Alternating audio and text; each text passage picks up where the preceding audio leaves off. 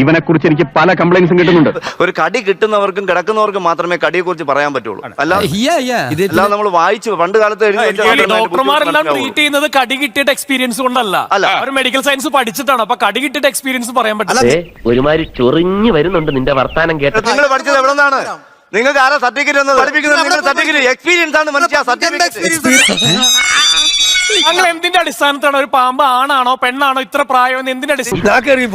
അപ്പൊ ഞാനാണെന്ന് പറഞ്ഞാൽ ആണ്, പെണ്ണെന്ന് പറഞ്ഞാൽ പെണ്ണ്. അതിനിപ്പോ അവരെന്റെ വാല് പൊക്കി നോക്കാനോ തല പൊക്കി നോക്കാനൊന്നും പോകുന്നില്ല. അവർക്കൊരു സമാധാനം.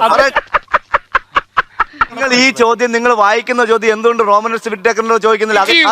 അദ്ദേഹത്തിന്റെ ബുക്കിൽ അദ്ദേഹം പറഞ്ഞിട്ടുണ്ടല്ലോ, പാമ്പിന്റെ തല നോക്കിയും ശൽക്കങ്ങൾ നോക്കിയും ടൈലിന്റെ എൻഡ് നോക്കിയും ആണും പെണ്ണും പറയാൻ പറ്റുന്ന പറയുന്നുണ്ടല്ലോ. അതെ, ശരിയാണ്.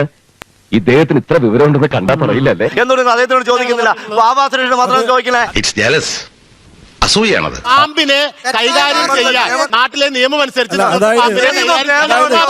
എന്നെ പറഞ്ഞാൽ മതിയല്ല. ആ നിയമം പാലിക്കുന്നുണ്ടെന്നുള്ളതല്ല. ഞാൻ ലൈസൻസ് എടുത്തിട്ടുണ്ടെങ്കിൽ ഞാൻ പാലിക്കുന്ന നിങ്ങൾ നോക്കണേ.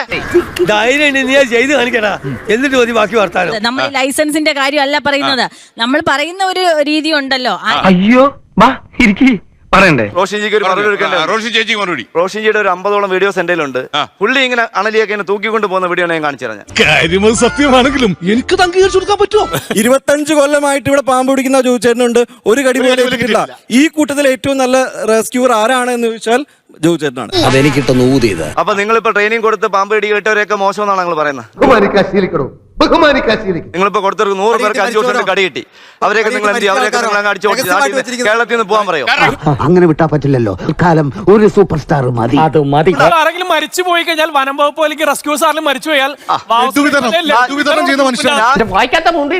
ഞാൻ മറ്റേ അവിടെ AK-47 ആകാശത്ത്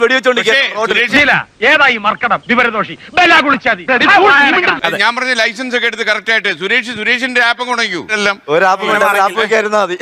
ദൈവമേ, എന്റെ വായിൽ ഒരു തെറി പോലും വരുന്നില്ലല്ലോ. പാമ്പ് കടിച്ചാല് ഉപ്പുവെള്ളം കുടിച്ചാൽ മതി എന്ന് പറഞ്ഞു. പക്ഷെ അത് കഴിഞ്ഞിട്ട് സുരേഷ് ആശുപത്രി കിടന്നപ്പോ 160 വയൽ ആന്റിവെനമാണ് എടുത്തത്. നമ്മുടെ മുമ്പിലുള്ള ചോദ്യം ഇതാണ്. വെനമുള്ള കോബ്ര ബൈറ്റ് കെട്ടിക്കഴിഞ്ഞാൽ പൊക്കിളും ചുറ്റും നാടൻ ചികിത്സയിൽ പ്രത്യേകിച്ച് പറയും, നമുക്ക് ഗൂളി കിട്ടും. പൊക്കിളും ചുറ്റും കഫം കെട്ടുമ്പോൾ ആ കഫം പുറത്തേക്ക് കളയാനായിട്ട് ഉപ്പുവെള്ളം കുടിക്കുന്ന സേവിച്ചിരുന്നു എന്ന് കൃത്യമായിട്ട് ഡീറ്റെയിൽസ് പറയുന്നുണ്ട്. ബാക്കി കാര്യം ഞാൻ പറയേണ്ട ആവശ്യമില്ലല്ലോ. എന്തുകൊണ്ട് സുരേഷ് ഉപ്പുവെള്ളം കുടിച്ചില്ല? എല്ലാവരും കൂടി കൊളാക്കുന്ന തോന്നണം. എനിക്ക് ബോധമില്ല സഹോദര. ഞാൻ ബോധമില്ലാണ് ഇവിടുന്ന് പോകുന്നത്. കാറി കയറിയപ്പോ എന്റെ ബോധം പോയി. എന്നെ ബോധം എടുത്തോണ്ട് പോകണത്. എന്നിട്ട് താമം ചെയ്തു. ഞാൻ കേട്ടോണ്ടെങ്കിൽ പോകുന്നു.